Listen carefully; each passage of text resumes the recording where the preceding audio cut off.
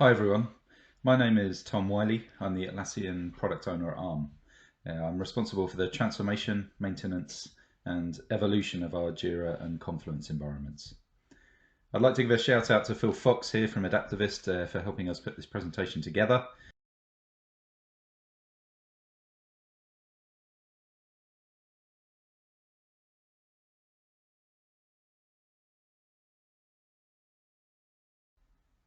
Just a little bit about Arm before we get going. So Arm is the world's leading semiconductor IP company. We develop and license technology that is at the heart of more than 100 billion devices, from sensors to smartphones to servers. To date, Arm has shipped 160 billion Arm-based chips. That's roughly 3 for every human on the planet, which is staggering. If you have an iPhone, Android phone, Apple Watch, Fitbit, Alexa, you're using Arm design technology. Arm famously began out of a joint venture between Acorn, Apple and VLSI. At that point there were around 20 employees in a barn in Cambridge, UK. Then things really started to take off with the iPod and Nokia, and the smartphone boom propelled Arm into the most successful technology company in the UK. Today Arm is at the heart of all sorts of different technologies, powering devices with high-speed, low-power chips. Arm is also now made up of around 7,000 employees globally. As a company and as an enterprise, we expect growth, and more growth. With this growth and at this pace, we need to support our people to work better, faster and smarter. Jira and Confluence play a big part in this. We want to tell you about what we have done, what we are doing and what we are going to do to ensure that these critical platforms continue to support Arm's success. At the beginning of 2019, we identified that we needed to invest in our Atlassian platform in order for it to continue to support the business through this growth. Me and my team are working on an Atlassian transformation program, and I'd like to take you through how we identified what we needed to do and how we went about starting our journey to the cloud. Firstly, we'll go through our problem statements. Secondly, we'll talk about our vision and strategy for the program. We'll talk about our plans that will help us execute our vision and our strategy. And we'll deep dive on some of those plans to talk about the challenges and opportunities we see on executing them. And finally, if you're thinking of doing something similar, we'll leave you with a few top tips not to ignore if you're going on your own journey to the cloud. So let's talk about our problem statements. It's incredibly important to understand where you are before you set off on the journey. We identified a whole range of stakeholders to engage with early on. We didn't just focus on the people who were enthusiastic for the change, we also focused on the ones who were slightly more cautious about the change, and really we just engaged with them in a number of different ways and empathized them, listened to what they were saying and understood the problems that they were talking to us about. I'm going to go through some of the problems we were experiencing in our Jira and Confluence environments at the beginning of our transformation work. Let's see how many of these that you recognize. We wanted to understand how degradations and outages were impacting revenue generating operations teams. We calculated around a 4 to 6 million annual impact to our business from these types of events. This problem needed fixing for us, and the likely trend of downtime would pay for the transformation to put it right. This is something to look at very early on in your transformation journey, as it can help you form your case for change. In terms of applications, we wanted to understand what apps we had and how they were being used. We recognized that multiple apps were available to users that perform the same thing, and we didn't have a robust enough process to assess and check this before introducing new ones. In terms of integration, we had no control on what people and systems were talking to our Jira and Confluence infrastructure, and this method of operation was introducing significant risk into our production service, and we needed to do something about it. Regarding configurations, we wanted to take control of our core data set and understand things like Which teams are using what configurations? Are multiple workflows trying to achieve the same thing? Do issue types have unnecessary metadata in their title, like Operations Team 1 task or Operations Team 2 task? As well as cleaning up our configurations and introducing some standardization across teams, we also want to make sure we manage the process of alterations to those configurations so that we don't end up in the same position a couple of years down the line. As well as looking at configurations, we also wanted to understand if we were storing data that we needed to store. Is the data still relevant, and is it valuable for the business, or can it be archived or deleted if not needed? The tendency here is to try and keep everything, but you should challenge yourself to introduce policies that control the sprawl of data in your environments, such as an archiving policy. Security is at the heart of everything we do at Arm. Historically, we've had an open Jira and Confluence environment, but we recognize, in conjunction with our enterprise security team, that access to data should be closed by default and access should be granted to users based on the classification of that data. We had no way of doing this at the start of the transformation work. We had operated for a number of years without governance or control, and this understandably led to some of the issues we've already talked about. Multiple configurations, too much data, and an out-of-control app and integration landscape. We realized we weren't supporting our users enough in their day-to-day activities, and there is a big challenge with providing this in an environment that has a number of the issues outlined already. We want to provide better usage and guidance to our business, but it will depend on the success of our migration activities, which I'll talk a little bit more about later. We wanted to dramatically change the SLAs we had in place for our standard requests and provide a better service to the business. And we wanted to make sure the quick turnaround of those tickets is performed in a way that considers keeping control of the environments. A little bit linked to degradations and outages, we also had very little visibility of how the application was performing for our users, and as a result we often found out about issues in this space from them, as opposed to us proactively noticing issues and communicating this out to our user base. We were struggling for a way to effectively communicate with our Jira and Confluence community, and we wanted to do something about it. And really, this is just a note of caution. We needed to be prepared to say no to certain requests or consult with users on the best way to implement a request. Without control in this space, instances can become messy and unstable. So those are just a few of the problems that we were experiencing. So hopefully you recognize some of these issues, and I'm going to go through what we did about it next. We identified our problem statements as we've been through, and we categorized them so that we could organize our activities around some common themes and goals.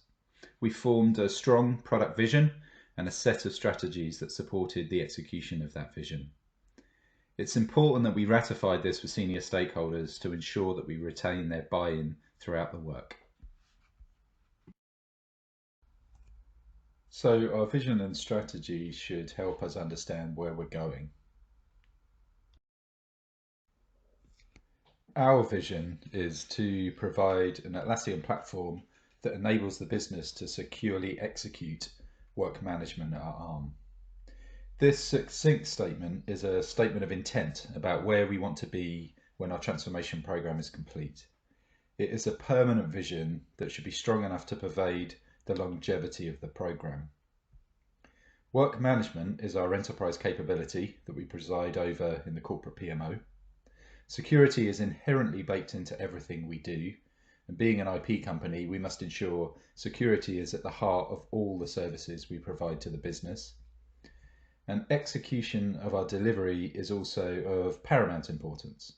We must deliver products to our customers so that they can build products that continue to amaze their customers. We refined our vision with senior stakeholders across the business, and it hasn't changed in 14 months. If you're changing your vision every month, you don't really know where you're trying to get to. Underneath this vision, we defined a set of strategies, and I'll take you through those now.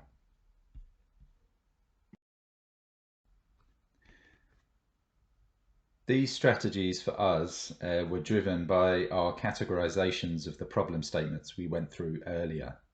We nicely grouped the statements into these 4 areas. In terms of architecture, we are keen to provide a robust and secure technical architecture that maximizes platform availability and performance. In terms of security, we're looking to provide secure access to managed data that enables internal and external users to share their activities with their working groups. We want to provide appropriate levels of guidance and support to users to enable them to get maximum benefit from the platform.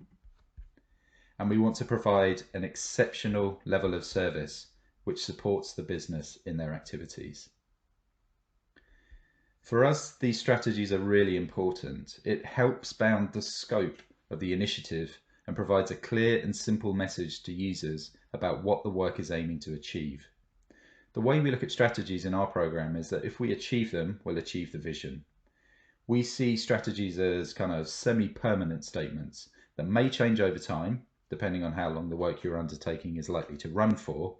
However, be mindful that if you change them too often, you'll be heading off in different directions consistently, and this can be costly, confusing to the user base, and you may find yourself down a dead end not realizing how you got there or where you're supposed to be going.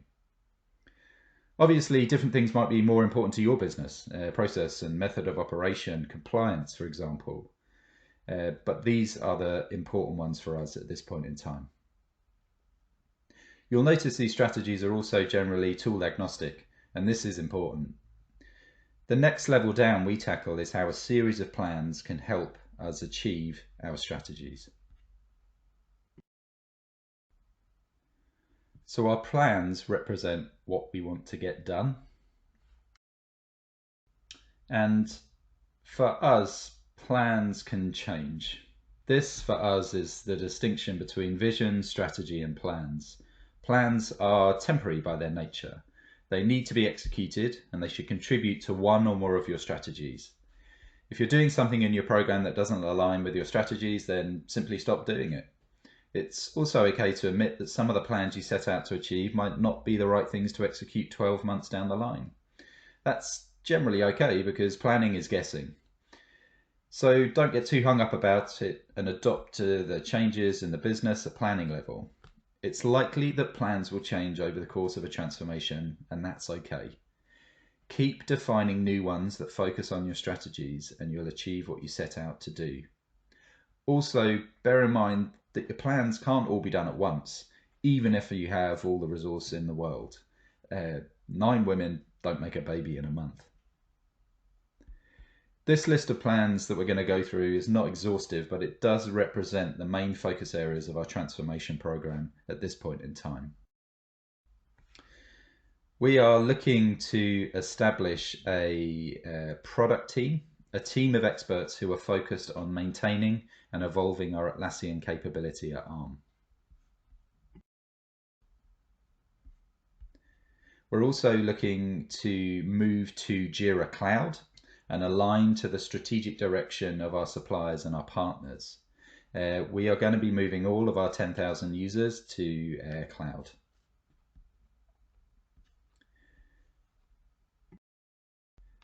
As a result of our decision to move to Jira Cloud, we also have to plan the migration of our users from Jira Data Center to Jira Cloud.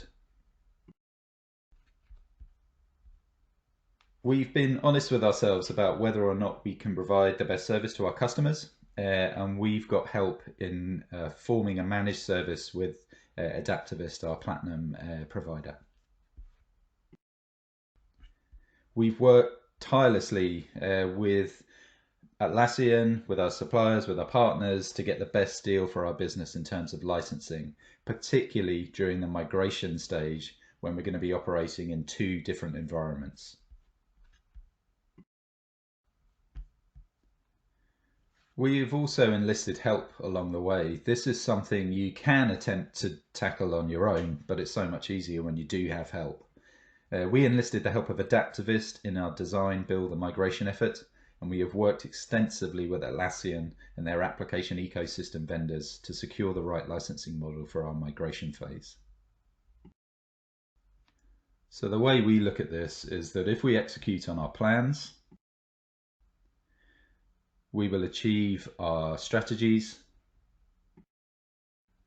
and as a result of that, we will achieve the vision that we set out to achieve. We are now going to go into a few of these plans to understand some of the opportunities and challenges associated with them.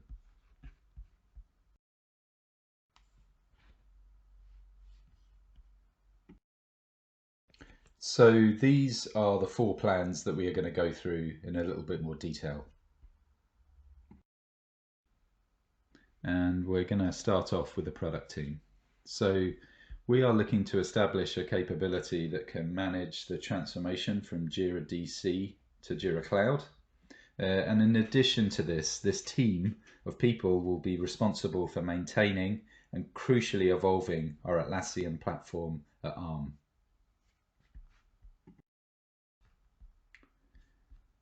In terms of opportunities, we see the product team as having a great opportunity to provide a consultation service to the business to help work through their business problems, identify their needs and work to implement changes. This for us provides a consistent capability to the business to evolve the platform moving forward. We don't just want to get stuck maintaining our platform. We want to manage and evolve and maintain backlog. It also provides us with personnel to govern and control our Jira and Confluence environments. It enables us to have a group of people who can evangelize the product throughout our business. And it also creates an important vehicle for influencing Atlassian and the partner ecosystem with a dedicated team of resources. So in terms of challenges, we're making sure that we don't get isolated as a team and that we engage continuously with our user community, making user-centric decisions. We also are keen to set the expectations of our user community, and we also don't want to say yes to everything. We want to say yes to considered change. And another challenge in this area is that this does represent ongoing OPEX costs to your business. But make the case for this ongoing resource and remember to make everyone aware of what a great job you're doing.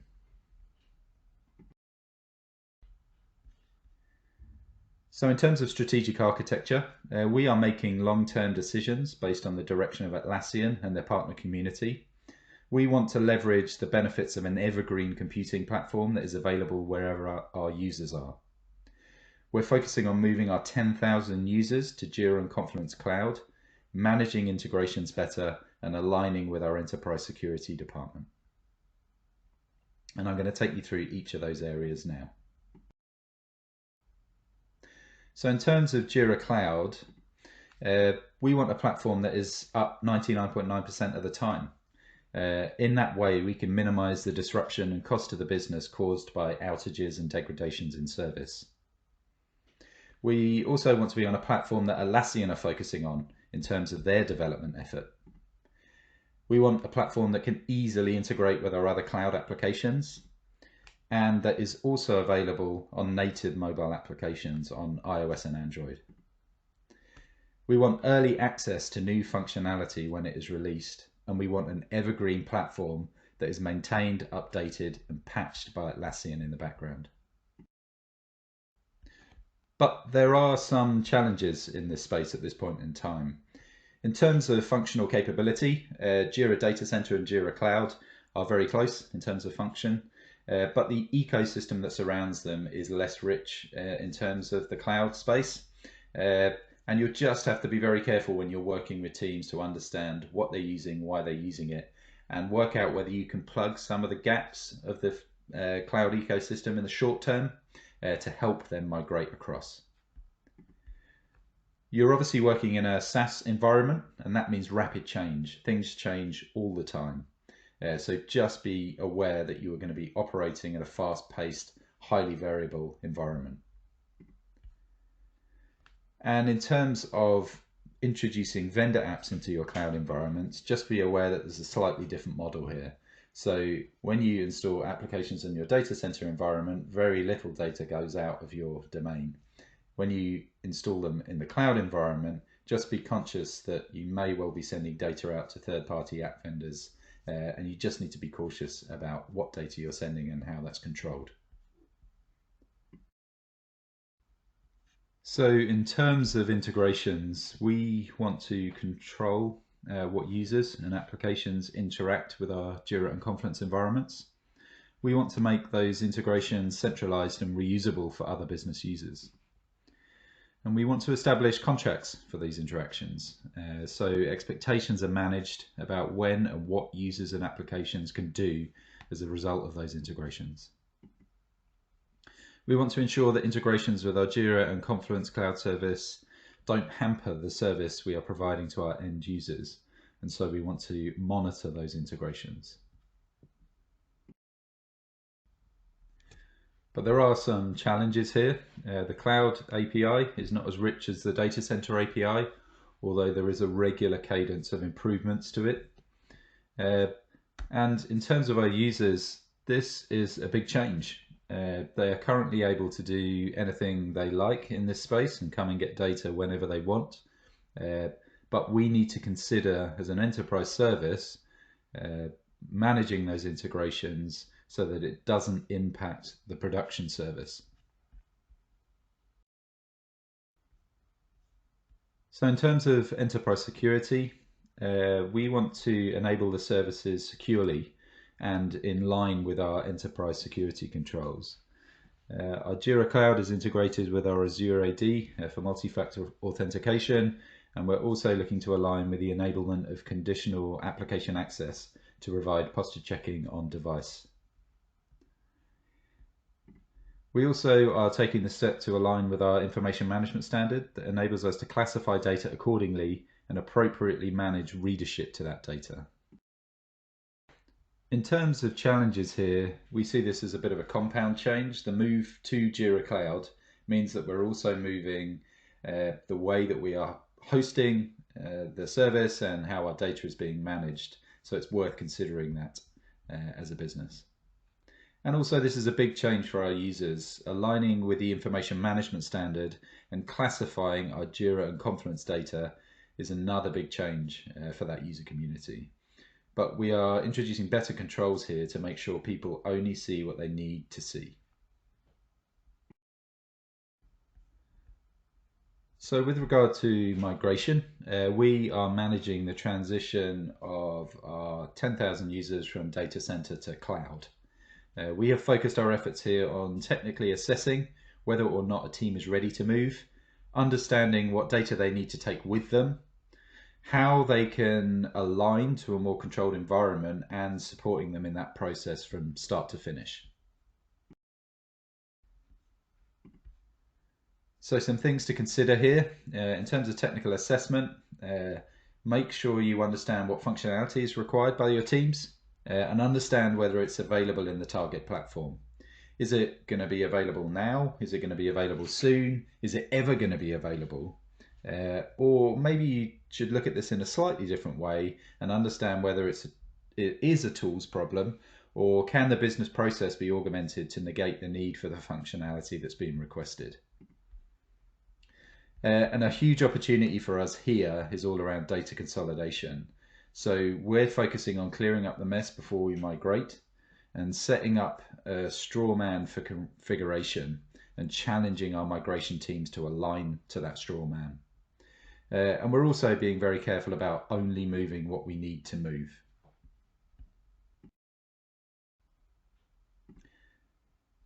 And the challenges are obvious here. It's really difficult, especially at the moment.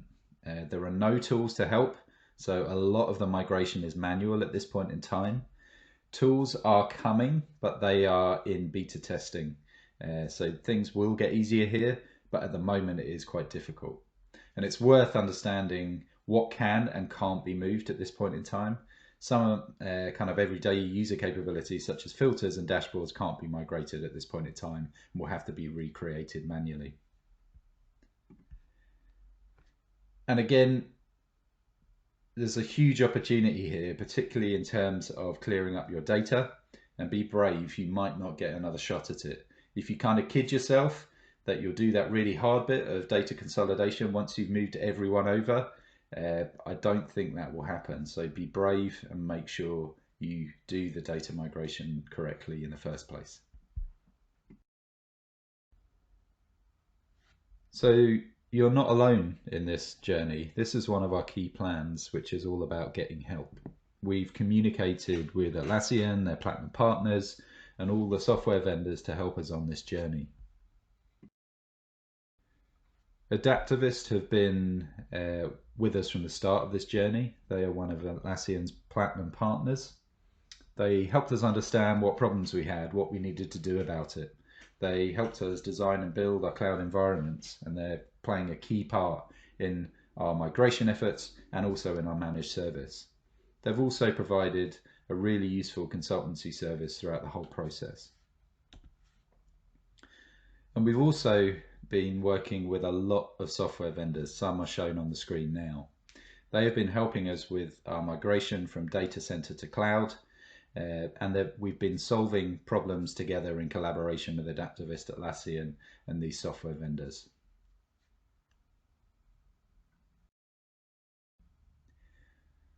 So just a brief summary of what we talked through. We talked about understanding our problem statements. We talked about defining a permanent vision and a set of strategies that you want to achieve, and also then working on key plans that will enable you to achieve your strategies and therefore execute on your vision. We really hope this presentation has been useful in terms of understanding where we were, where we are, and where we are going.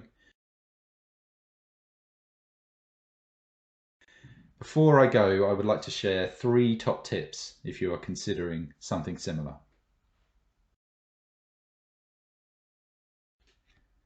The first one is all around cleanup. Migration from data center to cloud gives you a once-in-a-lifetime opportunity to. The predominant trend in software is software as a service. It is being embraced by your software supplier and their partners, and it isn't going to revert back anytime soon. Do what is right for your business, but don't ignore where the predominant effort is going to be placed in terms of development of cloud platforms versus on-premise platforms. And don't ignore the benefits of an evergreen computing platform. Things such as 99.9% uptime, cloud integrations, new features first, all of this is coming to cloud first. So if you decide, as we have, to clean up and align and move to cloud, then this means change. And change isn't easy, and it will take patience and skill to achieve it. Your early migrations will be particularly difficult, and this is when the work you are doing will be at most risk as well. So just be clear on why you're doing what you're doing and be patient in getting to your destination. I'd like to thank you for your time today, and I hope you found this presentation useful.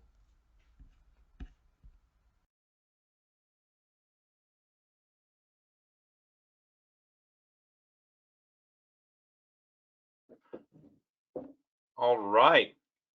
Welcome back. That was the end of the presentation. We are joined now by Tom Wiley of ARM. Hi, Tom. Hi. Chris Faulkner of ARM. Hello.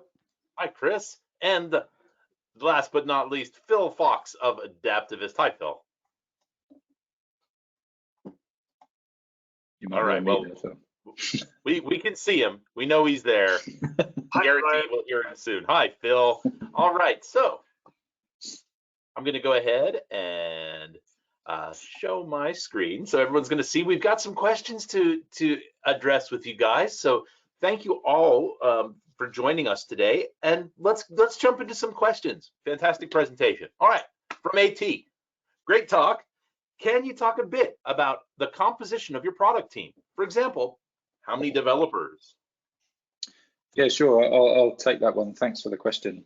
So we're looking to, as we talked about in the presentation, we're looking to make sure that moving forward we don't just maintain our platforms, but we also evolve them which will mean that we don't get into the same situation we're in at the moment. So in order for us to do that, what we're looking to do is put in a permanent product team. So that will consist at this point in time of a product owner, scrum master, a business analyst. They kind of form the kind of consultation and communication parts of the team and the organization. And then with a focus also on having that product team, having a tech lead and a developer in it. So it's a kind of 5-person strong product team to maintain and evolve the platform moving forward. But it's also worth bearing in mind there that we have alongside that team, who will be ARM based, we will have a managed service layer that will look after incident and request management. And that is being provided by Adaptavist at this point in time. We also have access to the Atlassian TAM, so Technical Account Manager Kevin Smith at Atlassian. And we also have access to the kind of customer success advocate Phil at Adaptavist. So all in all, it's a product team, a managed service layer, and then some support from Atlassian and Adaptavist around the outside. And I think just to finish off on that one, that's how we've pitched it at this point in time. We expect that we might scale upwards at some point based on the number of users we have at ARM, but that's where we've pitched it as a starting point. Great, thank you very much, Tom. Next, do most of the teams choose to start from scratch in the cloud, or do most of them want issue data importing? I can take that one. So in our experience so far, they've actually wanted issue data importing, mainly because actually people we've been working with are effectively early adopters for the whole process. They were engaged on that basis. However, now we've actually opened up the cloud. It is now available at ARM across the board. We are starting to get the odd request for just vanilla projects. However, we do have to be careful to make sure that's based on what we've defined as standard configuration. And so we've got some very simplistic projects that we're building out to kind of support that kind of request. If they want anything more complex, we'd want to understand a lot more about how they're using Jira and how that might fit in with the projects they've actually got in Data Center, should they want to migrate those in the future. So I guess the short answer is it's a bit of a mix, but because Jira is so widely used at ARM, most people have got something in Data Center to migrate.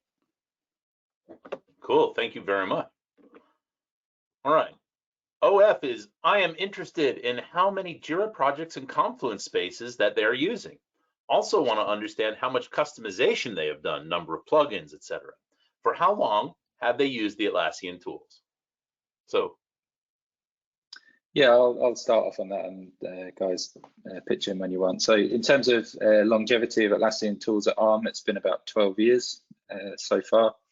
And it was initially introduced as a kind of dark stack operating system, but it's since kind of moved into support from various different departments, and it's now landed in the corporate PMO. In terms of some of the problem statements we talked about earlier, those 12 years have predominantly been, and I don't think it's unfair to say this, ungoverned in terms of what's happening in those data center environments. Not uncommon. And therefore we have a lot of customizations and we have a lot of plugins. I think our previous tech lead, who still works at ARM, he always jokes about being at Atlassian Summit and people asking how many plugins you've got, and they're always the ones at the back of the room with their hands up when they get to like 60 plus, 70 plus plugins. So yeah, we have a lot of things, a lot of plugins, a lot of customizations. And Chris, what about kind of number of projects and spaces? So in terms of number of projects, we've got 1,500 odd. Actually, the number of spaces, that number evades me, but it's substantial, shall we say. Yeah. Oh, Phil, you're on mute. Yeah, it's well over 1,000. Yep. And of course, some of the plugins that you've got were bespoke plugins built in-house by ARM and also by other vendors specifically for you. So that was another added complication to add into the mix. So it wasn't just the standard plugins out of Marketplace, it was actually plugins that were very specific and very much aligned with the internal infrastructure of ARM. Yeah, and I think just to But sorry, just to build on that as well, one of the things we didn't necessarily talk about in detail in the presentation, but which is absolutely key, is that our migration process is designed to be just in time. So as much just in time analysis as we can do in terms of what teams, what projects, what they're using at that point in time. We didn't want to run a program where we did 6 to 8 months of analysis, because essentially we're dealing with a very fast-paced moving SaaS solution. And by the time we got to month 7 or 8, everything we found out in the previous months would probably have been out of date. So we're working with individual teams, understanding what they do, understanding their customization, and defining a way forward for those teams individually. Sorry, Chris. No, I was just going to kind of add, in terms of customization, the other kind of area is the way that users were accessing things through the API in quite an ungoverned way, and all sorts of things have been built on the back of it that actually nobody but the teams knew about. So that is a lovely surprise when we first engaged with teams. Yeah, and one of the things that was really important was the analysis of the log files, just to identify some of those unknown API connections that nobody had any visibility of whatsoever, that were running on some people's local machines. And that was quite an interesting eye-opener when we ran through that initial analysis, to find that there were certain people who were there were half a dozen people who probably accounted for over 50% of the accesses to Jira, just because they had automated tasks that were running on their laptop, desktop, and it was accessing the system every minute or even more frequently. So don't forget, when you're actually doing your analysis, that you have tools available to you, and you have audit trails and things that can help you. Don't just rely on people telling you what they know. Go and look for the stuff that you don't know about. Yep. Fantastic. All right, thanks. I have a second question. This is from AT. How did you choose which users are in the first batch of migration? I'm going to guess coin flip, but maybe you'll have something different. Actually, because we knew that the migration process was going to be complex. I mean, from my experience in IT in general, migrations are generally complex anyway, even if you're going from a simple system to a simple system with a bit of data. So we knew that this was going to be a complex one. So really what we did was from our initial interviews in the business, we picked up on people who were keen to go first. And we've kind of labeled those people our early adopters. And essentially we set the expectations with that group that they would be the ones who probably experienced the most pain, hopefully, in terms of the migration, and that our process would change over time based on their experience, which is something we want to do all the time through all our migrations, to kind of iterate on the process and make it better. But essentially, we had some really keen early adopters who had some big blockers in terms of wanting to access it off the network, mobile devices, cloud integrations, and they were keen to come and help us form the process moving forward. Willing guinea pigs. Nice. All right. And unfortunately, actually, just to finish off on that, we didn't actually, as a result, we didn't actually end up with a bunch of really easy migrations. We thought some of them would be easy, but some of the teams are actually doing some pretty complex stuff in that. So it's actually been a good spread. Sorry. Yeah. Oh, no. And absolutely, it's the ones who are going to cause all the trouble, right? They're going to come first because they like the toys. All right, from SS, is there a max limit of issues, fields, attachments, users, etc., that can be migrated from Jira Data Center to cloud? Yeah, I think I'll kick off with this one. Right, as a lot of the tooling is not yet complete, as Tom alluded to earlier in the presentation, there are things that can't go. There are fields that are available in data center that there isn't an equivalent in cloud. So you've got to be aware of those comparability changes.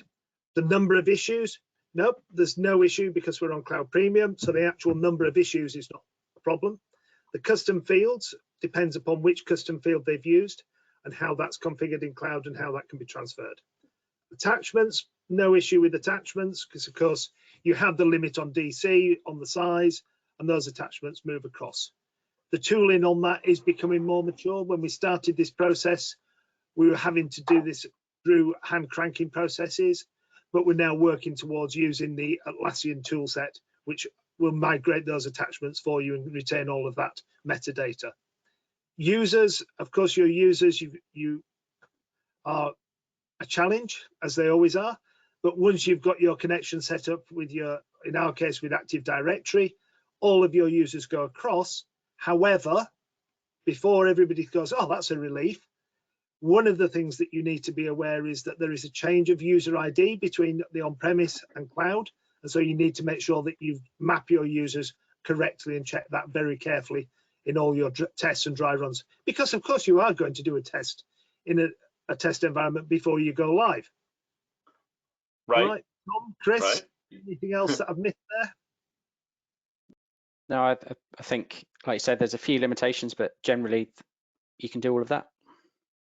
Yeah, and I guess the only limitation I'm aware of, Phil, is 10,000 user limit for Cloud Premium. Is that right? And then obviously with the announcements at Summit in terms of Cloud Enterprise, there'll be Cloud available to more and more users coming soon.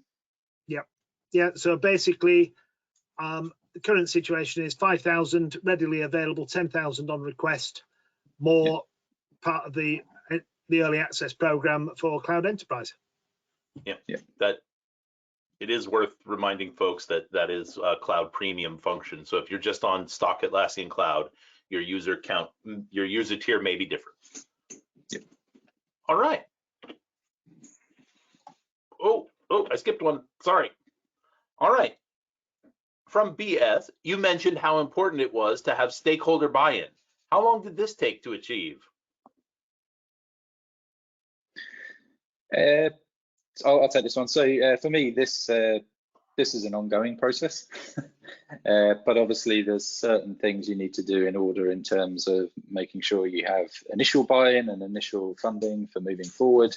I think when I joined back in February, we were really not in a position where we knew what we wanted to do or how to get there. So it probably took us around 4 to 6 weeks to get kind of enough buy-in to get the program kicked off.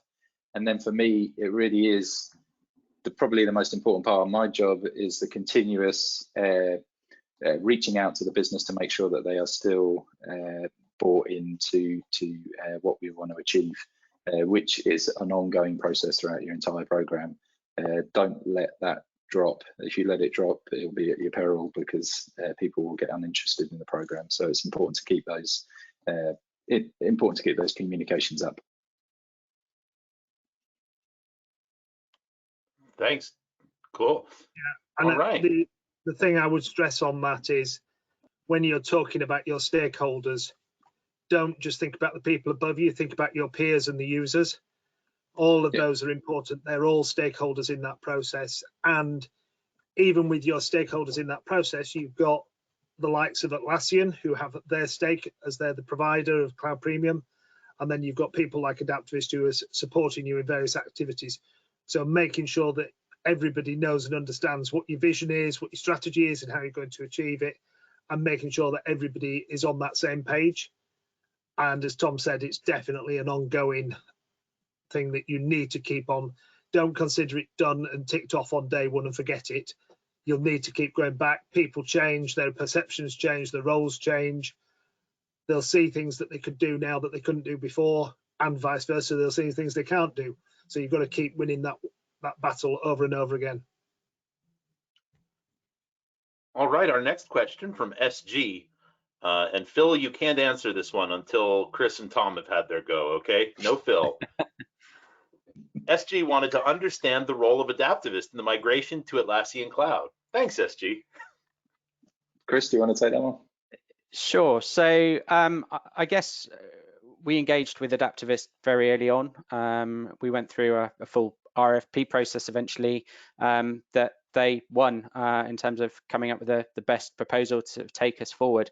And then kind of since then, they've been our kind of main consultants and actually sort of main technical doers as well in the migration. The team that we have at ARM is relatively small, so we're kind of reliant on kind of the likes of Phil, and also we have I guess a main technical lead, Will Davis at Adaptavist, who are sort of driving a lot of the strategy and kind of the how-to, and then we've got kind of a larger team that are helping us with the individual technical tasks that get us from A to B.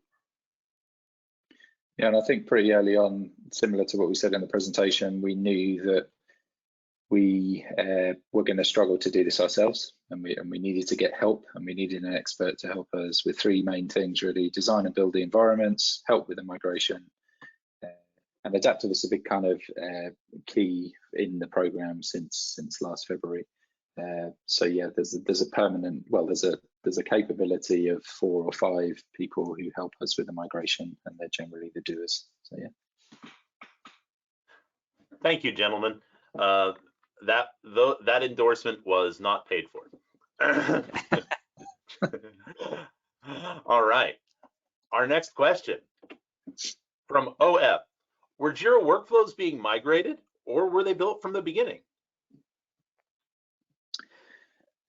So Chris, do you want to go for that one first? Yeah. So when you say migrated, I guess it's fair to say at the moment that configuration isn't migrated in a very successful way from a data center to cloud. It is very much about building it in the target environment and then migrating across. So we're doing a rationalization piece where we're, I guess, setting the target workflow in the source system in our data center, and then we're migrating issues across to cloud based on that, whatever workflow we've come up with. That is looking like it's going to be improving with tools, and we've just started testing some of the tooling that's going to help us actually migrate configuration. But that is still fairly early, and we'll kind of see when that capability sort of drops in a way that we're really able to use it. Yeah, and I think just in terms of we're not intending to migrate all our workflows. I think for one of our teams that we work for at the moment, in terms of our data consolidation efforts, we've gone from 31 workflows that team were using across 100 projects down to 5. And we want to do that first in data center and then move them across the cloud afterwards. So it's all about consolidating them and making sure that they are in this kind of standard form moving forward. All right, excellent. Yeah, Thank and you. I'll just follow up on that obviously some of the workflows that were already in data center were using functions from apps that are just not available in cloud, so they just would not migrate in their current format as well. So we've had to look at that and work those through. But with the move towards a more standardized environment, the challenges of that are less, because we've already addressed that in DC prior to beginning the move. It's not something that happens at the time of the migration. So it's good to actually think about cleaning up prior to move, then moving, rather than think about your move as being a move and cleanup as one consolidated action, making sure that you tidy up in advance. All right. Another one from a question from RC. It is necessary to purchase Jira and Jira Service Desk license, but what about plugins? It is necessary to purchase common plugins twice? I guess no, and once is enough. What about storage for standard licenses? Is 250 gigabytes shared for Jira and JSD, or there are 500 gigabytes shared for both applications? Okay, I'll split this up and answer this in parts. So the first part, your Jira and Jira Service Desk licenses. So you will be operating a current live system and a cloud system that you're moving to. So one of the things to do is to reach out to Atlassian and work with them on how you do your licensing during that period.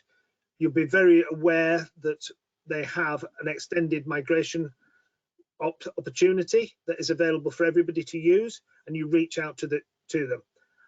Many of the vendors have taken the similar approach, and so you need to work with those vendors. So you can either go direct to the vendors yourselves, or you could work with a partner such as Adaptavist, and we'll do that hard lift and communication for you in that behalf.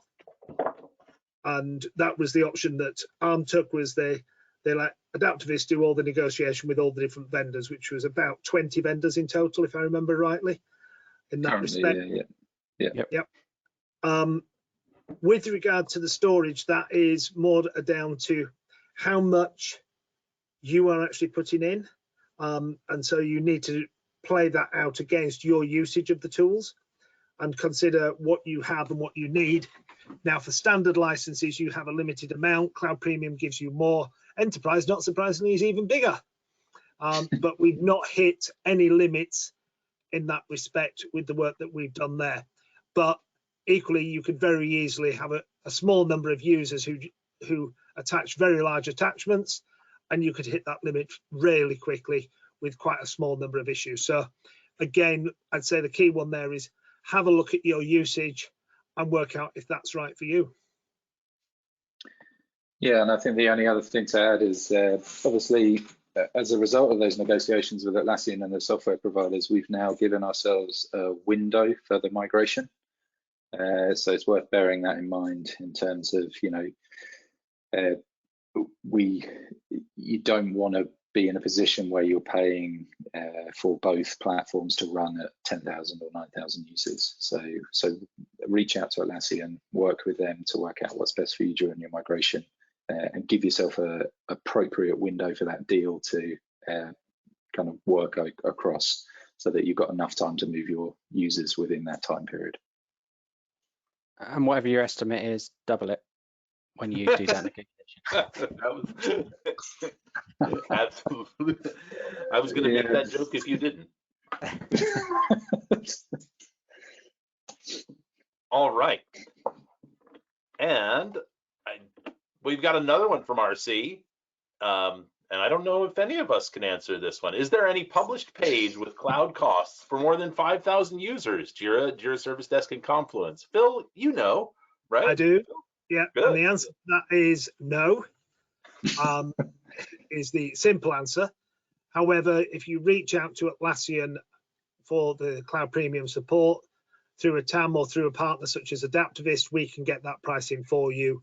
And again, don't be scared of remembering that the power of Cloud Premium is your ability to scale up and down. So one of the things I would think about is have a long, hard look at how many users you want to start with, as well as how many you want to end up with. And think about, is it right that you want to go everybody at the start, or do you want to stagger that in terms of how you take it forward? And different people will have different answers to that question. And if you get stuck, you could do what we did, which is put a spreadsheet together for the licenses from 0 to 5,000, copy the per user per month cost, and then drag it down to 10,000 users. You'll get surprisingly close to what Atlassian will come back with on that. Yeah. And the only other thing to be wary of there is obviously some of the app providers have kind of reduced their pricing throughout the 0 to 5,000 user tier. Some haven't, but don't be alarmed by that. I think that's just a kind of knock-on effect of the number of people who are using cloud and at what kind of scale. Again, reach out to Atlassian, reach out to the software provider and try and understand what anything between 5,000 and 9,000 users might look like for you. So yeah. Having the opportunity to work with many vendors in the ecosystem, I can report that many of them are reasonable. Not all of them, but many. Absolutely. All right. And I believe we have time for one more question. And we do want to let everyone know that you will receive a recording of today's webinar in your email, and we are happy, so happy to follow up with you if there are questions that we don't get to or that come up later. I know that I might be sleeping tonight and wake up with, oh, I wish I would have asked the ARM guys that thing. If so, shoot us a reply to the email that you get with the link to the video, and we'll be happy to reach out. All right, so our last question of the day. Oh, this is a good one. What technical challenges are you facing in moving to cloud? NA asks. Have we got 20 minutes? Chris, do you want to start that one off? Right. I think we can only really answer this in sort of broad brush strokes. So I think very much one of the first things is apps in cloud and apps on premise are not necessarily the same. So that's something that you need to go into this with your eyes open and recognize that the functionality and the comparability is not 100% match there. They may have the same name, they will be by the same vendor, but they're not necessarily the same when you get under the hood. So you've got to watch out for that, because there are technical things that will catch you out there. There is functionality which is present in on-premise that isn't present in cloud. But equally, there are things which are quite new in cloud that are not there in your on-premise. So you have a learning curve for people as well, in terms of things like the new view in Jira that is not there in their data center instance. And so you've got a learning curve in what does the new interface look like. Obviously, you've got the challenge of the physical challenge of how do I get stuff from place A to place B. And what I'd say on that is there are tools out there that will help. There are standard functionality which is within the Atlassian toolset. There are certain issues with some of the standard functionality you may be aware of on premise, like JSON imports and CSV imports, where they can have an impact on your performance until the regular database statistics are run. So there are things like that in technical challenges that might catch you out in the first instance, and they can have quite a noticeable impact on performance if you do a bulk upload. So with all of these things, the most important thing is the technical challenges are not insurmountable, but be aware that there are significant differences between the two platforms, and remember to test and understand and work closely with Atlassian on your migration to make sure that you and they are fully aware of what you're doing and what you're trying to do, to make sure that you can work together to solve any things that come up. I think that would be my quick summary. Tom, yeah. Chris? Very quickly, I guess the other things I'd add is you've talked about the difference between app functionality between DC and cloud, but one thing that kind of caught us out to start with was even if you've got two apps that do exactly the same thing, there isn't necessarily an easy migration path in terms of the data that sits behind those apps. So that's something to definitely consider and plan for when you're looking at the migration. The other technical challenge is actually moving from, yeah, go on. Sorry, I was just going to say, and for that one, you need to work with that particular app vendor to look at what their migration path is and whether they have one or whether they're even intending to have one, because we've had all situations of we haven't, we're working on it, we have, as the answer to that question. And I think the other big technical challenge is the fact that the cloud platform at the moment is very fast moving, fast developing.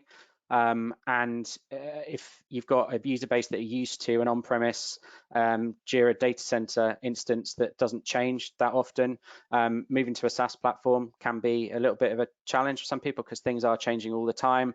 The pace of change is quite big. You don't necessarily always have a choice about what changes and how that might impact your user base. And you know, within a 6-month period, UIs can change significantly, functionality can change significantly, and just keeping your users aware of what's going on can be a bit of a challenge. Yeah, and I think just to close that one off, any IT program you're involved in, any transformation, ways of working, things can have technical challenges, right? You just got to find the right resource and the right skills to get you through those technical challenges, and make sure that you're confident about where you're going and where you're heading, and that hopefully some of the presentation that you've seen will help you form that kind of vision for where you want to get to, and some of the considerations around that. Be really clear about why you're doing it and what the long term, and take a long-term view on where you're trying to get to, and some of those technical challenges will just have to be dealt with and sorted along the way. All right, everyone. We want to thank you so much for your time. We did run just a pinch over very quickly. Thank you so much to Chris Faulkner and Tom Wiley from ARM for being here today. And thanks Phil Fox from Adaptavist. Always good to see you, Phil.